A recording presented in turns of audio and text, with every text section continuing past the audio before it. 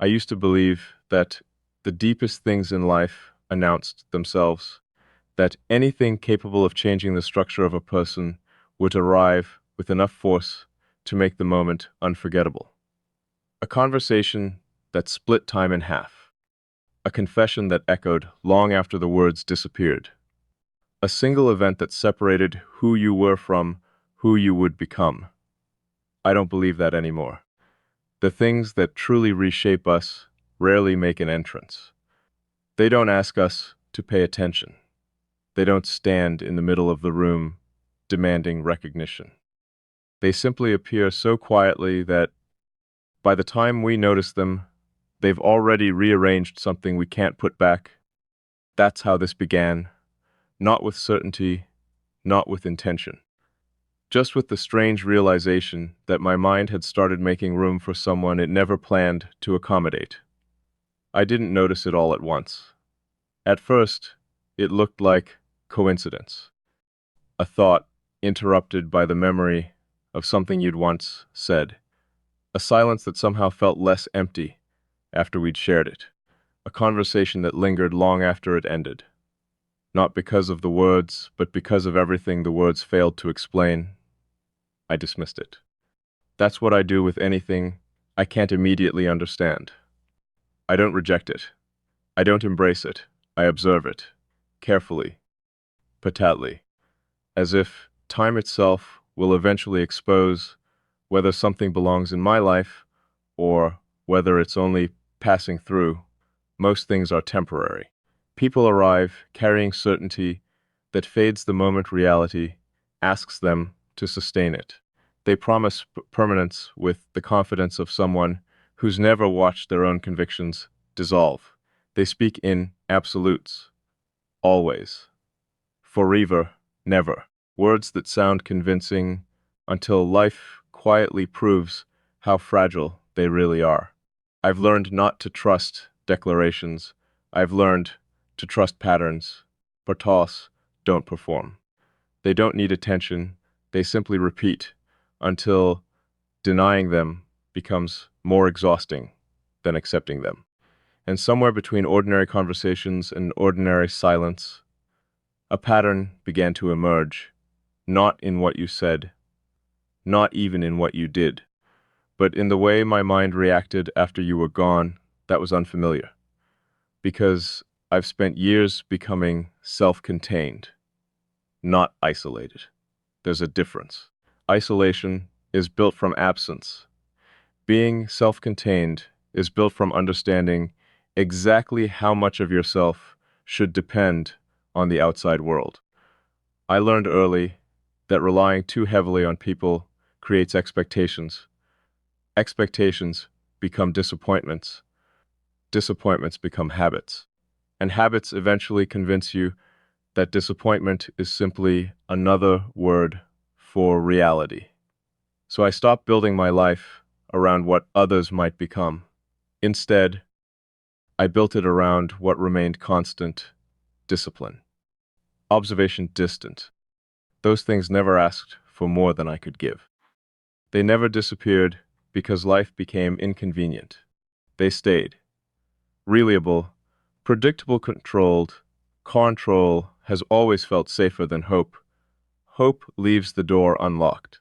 Control checks every window before sleeping. Hope believes, control verifies. I've always understood the second language better than the first. Maybe that's why this feels so unfamiliar, because nothing about it followed the rules I'd spent years perfecting. I didn't decide to think differently. I didn't wake up one morning wanting someone to occupy space inside my thoughts. If anything, I would have chosen the opposite. Life is simpler when your internal world belongs entirely to you. There's a certain peace in knowing every thought begins and ends within your own boundaries. No interruptions, no unexpected influence, no invisible presence quietly changing the direction of your attention. Until one day, you notice your first instinct isn't entirely yours anymore, not because someone replaced it, because someone expanded it. That's a very different thing. People often confuse influence with imitation. They assume that when another person affects you, you've somehow become less yourself. I don't think that's true. Real influence doesn't erase identity. It reveals dimensions you didn't know were waiting beneath it. That's what unsettled me. I wasn't becoming someone else. I was becoming more aware of parts of myself that had remained silent for years. Not hidden, just unused. As though certain parts of our minds remain dormant until they encounter the exact presence capable of waking them. Not everyone can do that. Most people only interact with the version of you they've decided already exists. They don't meet you. They meet their expectations, their assumptions, their projections. They hear your words through the filter of who they believe you should be. And when reality disagrees with that image, they rarely question the image. They question you. I've watched that happen enough times to stop correcting people. It's exhausting trying to convince someone to see what they've already decided to ignore. Eventually, you realize misunderstanding isn't always caused by poor communication. Sometimes it's caused by limited perception. No amount of explanation can expand a perspective that refuses to grow. So I stopped explaining, not out of pride, out of practicality. If someone wanted the simplified version of me, AB, let them have it. If someone preferred assumptions over understanding, AB stopped arguing. Peace became more valuable than being accurately known. It was easier that way. Cleaner, nothing became complicated, because nothing reached deep enough to matter. Then you appeared, and without asking a single impossible question. You made simplicity impossible again. It wasn't dramatic. There wasn't one sentence that changed everything. No unforgettable moment where the world suddenly looked different. It happened gradually enough that I almost missed it, until I realized I had started anticipating something I never anticipated before. Understanding. Not agreement, not admiration. Understanding. Those are not the same thing. Agreement only means two people reached the same conclusion.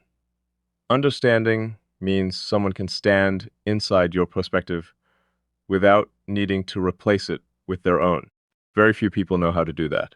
Most conversations aren't conversations at all. They're negotiations. Each person waiting for their turn to speak, waiting for the opportunity to redirect everything back toward themselves, listening only long enough to prepare their response, not long enough to genuinely receive yours. You never seemed interested in winning those exchanges. Sometimes you'd let silence finish what language couldn't. Sometimes you'd answer the thought underneath my words instead of the words themselves. That shouldn't have mattered. But it did, more than I expected, because there's something profoundly disarming about being understood where you expected to be explained. It creates a kind of stillness, not comfort, stillness. The kind that appears when your mind stops preparing for misunderstanding. I hadn't realized how much energy I spent translating myself into versions other people could tolerate. Shorter explanations, softer opinions, less complicated thoughts. Not because I wanted approval, because complexity often makes people uncomfortable. And uncomfortable people have a habit of simplifying whatever they can't immediately understand. They file it away inside familiar categories. Too emotional, too distant, too analytical, too quiet, too intense. Lebs save people from looking closer. If something has a name, they believe they understand it. But names are often the end of curiosity, not the beginning of understanding. You never seemed interested in labels. You stayed with uncertainty longer than most people would. You allowed questions to remain unanswered, without forcing conclusions that didn't belong there. That told me something about you. Not who you were, how you perceived. And perception says more about a person than almost anything else. Anyone can learn information. Very few people learn how to see. Seeing requires patience, humility. The willingness to admit reality may be more complex than your first impression. Most people don't have time for that anymore. Everything moves too quickly. Opinions form instantly. Judgments arrive before observations have finished introducing themselves. Depth has become inconvenient. Speed has become intelligence. Confidence has become a substitute for accuracy. I've never been comfortable living that way. I'd rather remain uncertain than become confidently wrong. Maybe that's why your presence felt strangely familiar. Not because we'd lived similar lives, not because we'd experienced identical things, but because there seemed to be a shared respect for observation, for allowing reality to reveal itself before rushing to define it. That kind of patience is rare, not because people lack intelligence, because they lack stillness. Stillness asks something difficult of us. It asks us to resist filling every silence with certainty, to admit that not everything meaningful arrives fully explained. Some things need space before they become visible. Some truths refuse to exist under pressure. They only emerge when nothing is trying to force them into existence. Maybe that's why I kept returning to our conversations, long after they ended, not searching for hidden meaning, recognizing that the meaning hadn't finished unfolding yet. Some exchanges end the moment the final sentence is spoken. Others continue quietly inside you for days, weeks, changing shape every time you remember them. I've had countless conversations throughout my life. I can barely remember most of them, but the ones that altered something fundamental, they all shared one characteristic. They refused to end when the words stopped. They became internal, living somewhere between memory and thought, somewhere language couldn't entirely reach.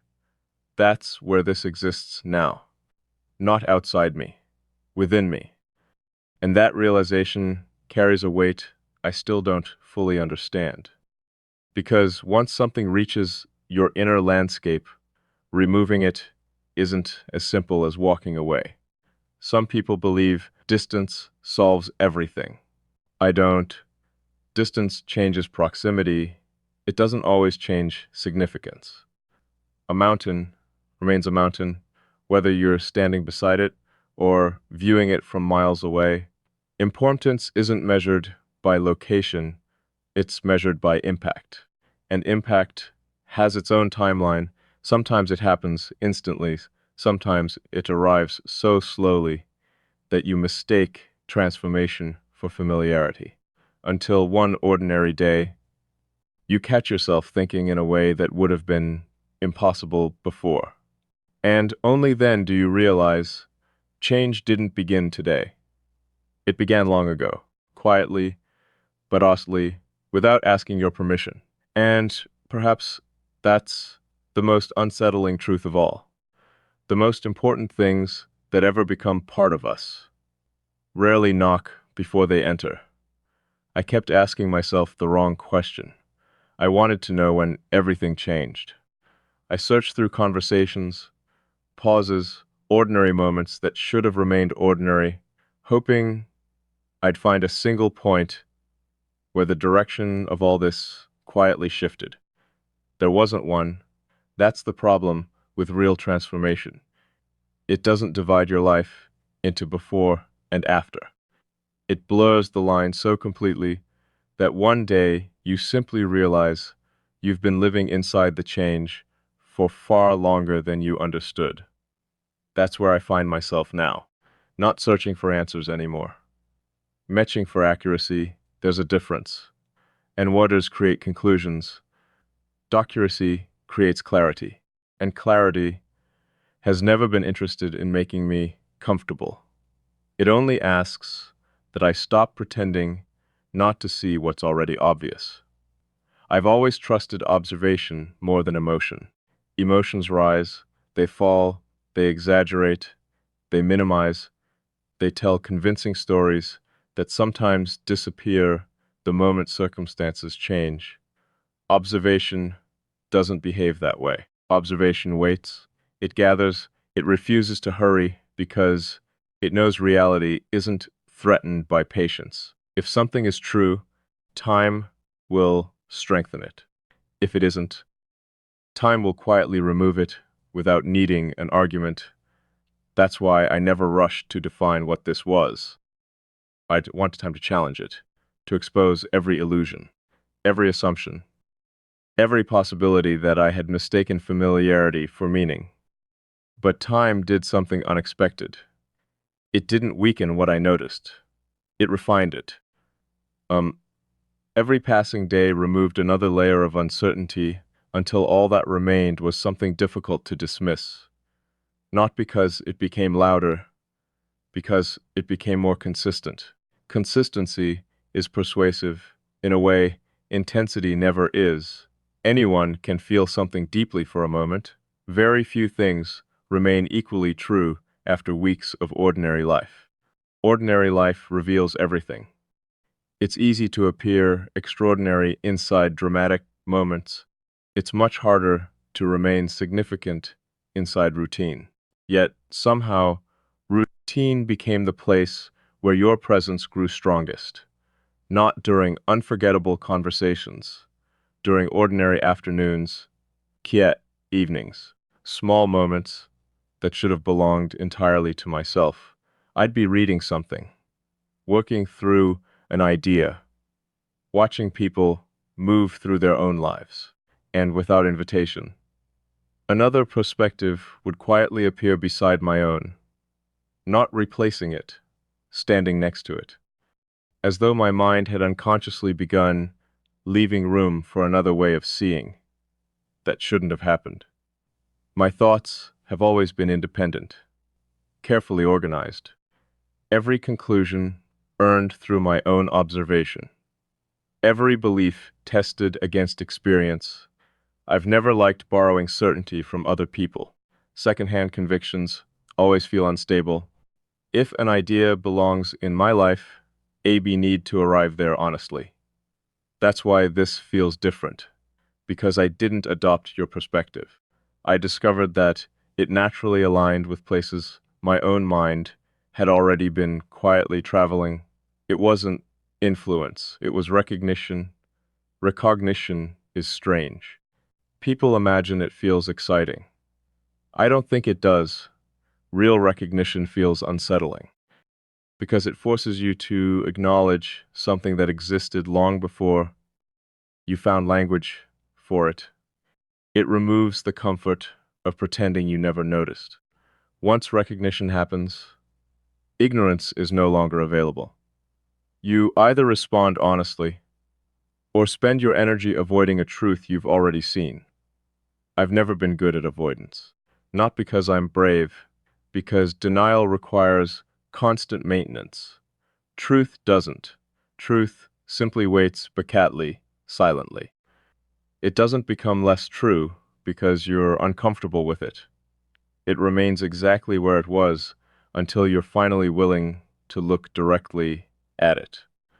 Maybe that's why this keeps returning to my thoughts, not demanding attention, existing without effort. I've noticed something else recently, something even more difficult to explain.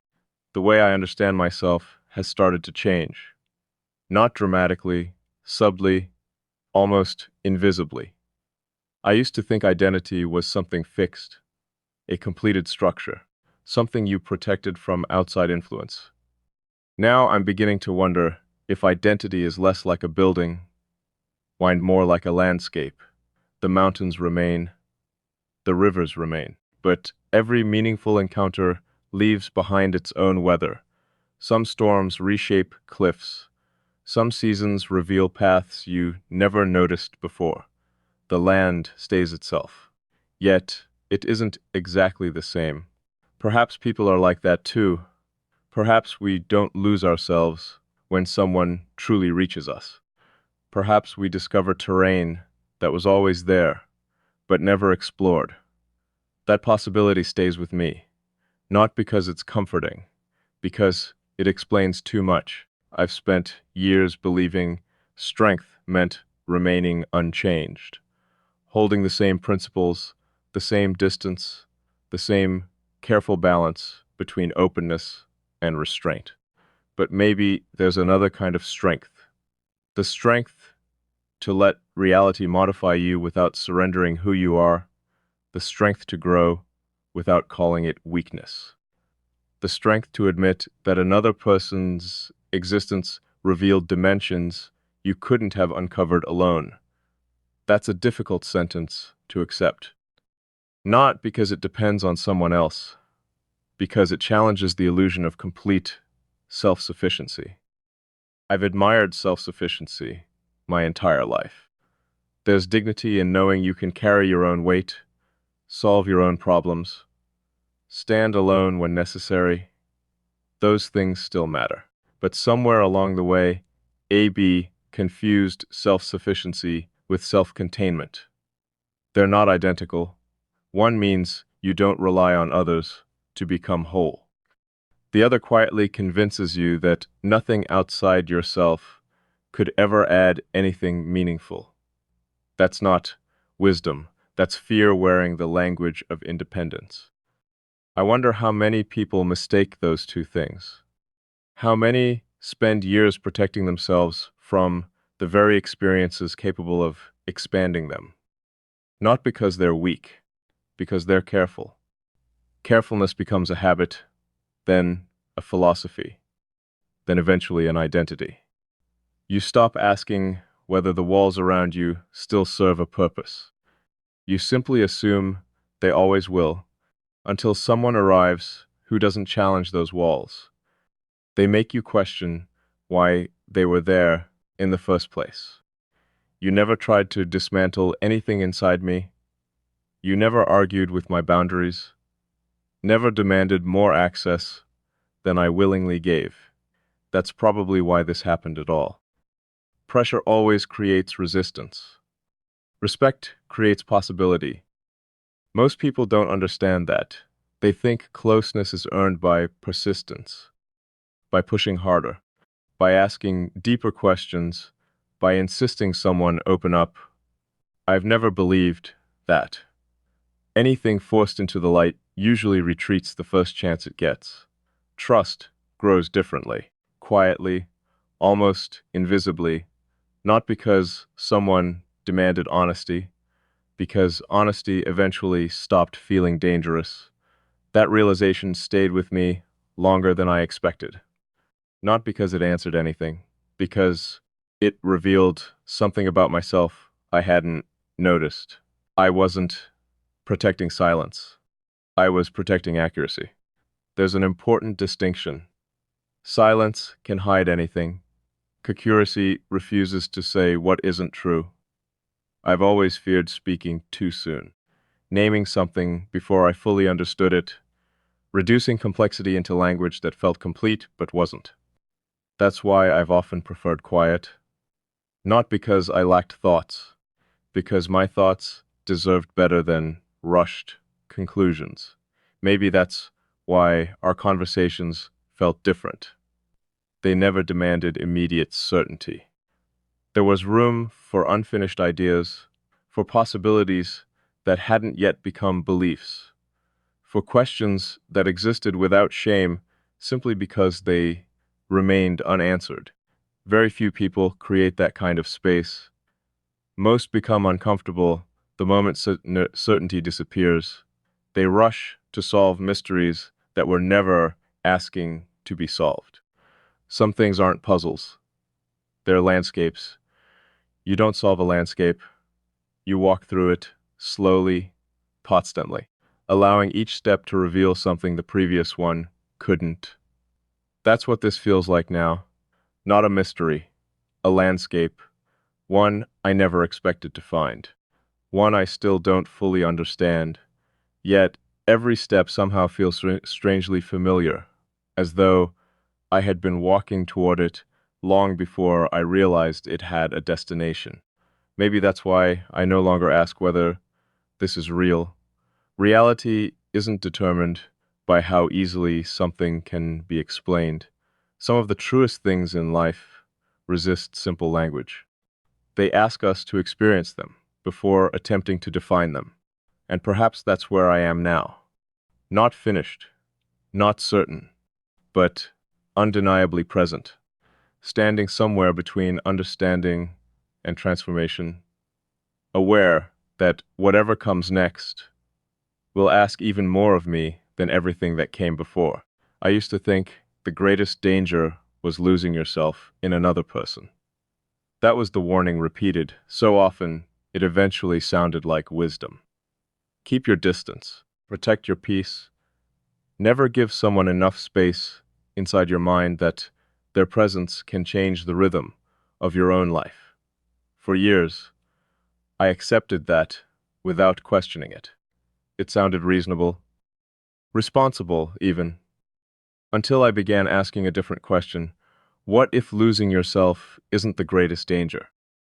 What if the greater danger is spending your entire life protecting a version of yourself that was never meant to remain unchanged? That possibility stayed with me longer than I expected, not because it answered anything, because it unsettled something I had quietly believed for years. I've always respected stability, predictability, the quiet confidence that comes from knowing exactly where you stand in your own mind. There is comfort in familiar thoughts, comfort in routines that never surprise you, comfort in becoming so practiced at carrying your own inner world that you forget it could ever be experienced differently.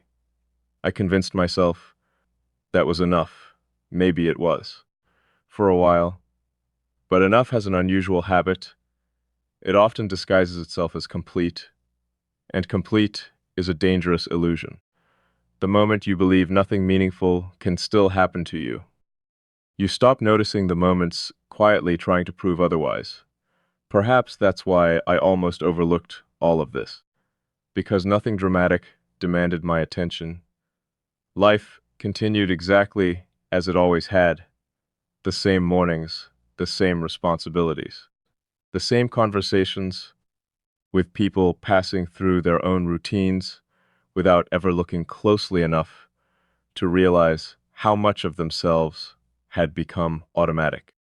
Outwardly, nothing changed. Internally, almost everything did. Not overnight. Almost nothing valuable happens overnight. Growth rarely announces itself while it's happening. It reveals itself afterward, usually through comparison. You remember the way you once interpreted something. Then you notice you no longer see it the same way. The world didn't change. You did. I've started collecting those moments, not intentionally. They simply appear. A sentence I would have dismissed now holds my attention. A silence that once felt empty now feels strangely complete. Questions that used to demand immediate answers now seem content remaining open. It's subtle, almost impossible to explain, but impossible to ignore. The strange part isn't that my perspective changed. It's what changed it. You never argued with my beliefs, never tried to convince me of anything, never insisted I become someone different. You simply existed with enough honesty that pretending became unnecessary. There's power in that. Not loud power. Not the kind people admire because it's visible. A quieter kind, the kind that alters a room without speaking, the kind that changes another person's thinking without trying to. I've been wondering why that happens. Why certain people move through our lives like passing weather, while others leave behind entirely new landscapes. I don't think the answer is chemistry or compatibility. Those words feel too simple, too incomplete. I think it has something to do with recognition. Not recognition of personality, recognition of structure. Every person carries an invisible architecture, a way of organizing reality, a rhythm beneath their thoughts, a pattern guiding how they notice, question, interpret, and understand the world around them. Most of those architectures never truly meet. They stand beside each other, close enough to communicate, too distant to genuinely connect. They exchange words, IDs, opinions, but the foundations remain untouched. Occasionally, something different happens. Two internal structures recognize one another before either person understands why, not because they're identical, because they speak the same silent language. That language doesn't rely on agreement, it relies on perception. I've begun wondering whether that's what I've been experiencing all along. Not similarity, recognition. Recognition doesn't erase difference. It explains why difference suddenly feels understandable. I've never wanted someone to become more like me. That has never interested me. Sameness creates comfort, not growth. Growth arrives through perspectives capable of expanding your own without replacing it. That's much rarer and infinitely more valuable. Perhaps that's why your presence never felt intrusive. It never competed with mine, it quietly stood beside it, offering another angle without demanding I abandon my own. Do you know how unusual that is? Most people don't realize they're asking others to become smaller, not intentionally. But every expectation carries that possibility. Speak like this, react like that, care about what I care about, interpret the world through the lens I already understand. We rarely call it control. We call it compatibility. I've started wondering how many relationships slowly lose their honesty because two people become more committed to maintaining comfort than protecting truth. Truth isn't always comfortable. Actually, rarely is. Truth has sharp edges. It exposes contradictions, interrupts certainty, refuses to stay inside the neat categories we've carefully prepared for it. I've spent years respecting those interruptions, even when they arrived carrying questions instead of answers. Especially then, questions have always fascinated me more than conclusions. Conclusions feel final, questions remain alive. Perhaps that's why this continues unfolding, because every answer reveals another question, waiting beneath it. Not confusing questions, deeper ones. Questions that don't ask for information, they ask for honesty. There's a difference. Information fills the mind, honesty rearranges it. I've realized something difficult recently. I wasn't afraid of closeness. I was afraid of distortion. There's an important distinction between those fears. Closeness simply means someone matters. Distortion means someone changes your understanding until you can no longer recognize yourself. I'd spent years assuming those two things always arrived together. Maybe because I'd seen it happen, people adapting themselves until they became reflections of someone else's expectations, calling sacrifice devotion, calling silence peace, calling emotional exhaustion commitment. I've watched enough of that to promise myself I would never disappear inside another person's story. Now I understand something I didn't before. Disappearing isn't the only way another person can change you. Sometimes they don't erase your voice. They help you hear it more clearly. Sometimes they don't ask you to become less. They quietly create the conditions where becoming more feels safe. That possibility never occurred to me. Not completely. Because I had confused protection with permanence.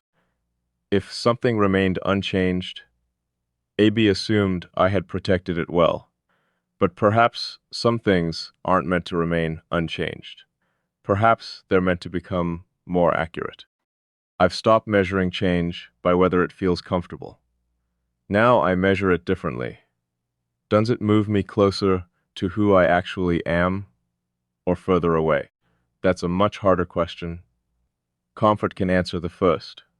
Only honesty can answer the second. When I look at everything that's since happened inside my own thinking, B don't see confusion anymore. I see refinement. The unnecessary has been quietly falling away. Assumptions I never questioned, certainties I inherited, instead of discovering ideas that survived only because I had never challenged them. One by one, they've become lighter. Not because someone argued against them, because reality no longer supported them. Reality has a patient way of correcting us. It never rushes. It simply continues existing until our illusions become too heavy to carry. I wonder if that's what maturity actually is, not becoming certain. Becoming willing to release certainty whenever truth asks more of you. That's much harder. Anyone can defend what they already believe. Very few people can stand inside a changing perspective without rushing back toward familiar ground.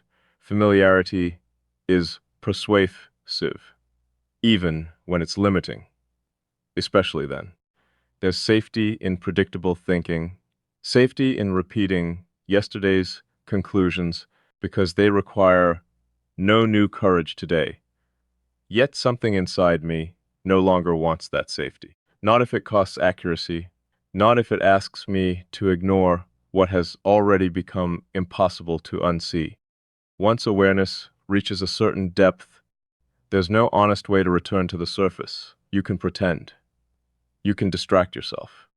You can surround your life with enough noise to temporarily forget what you've recognized. But recognition doesn't disappear. It waits, quietly, putidly, until silence returns.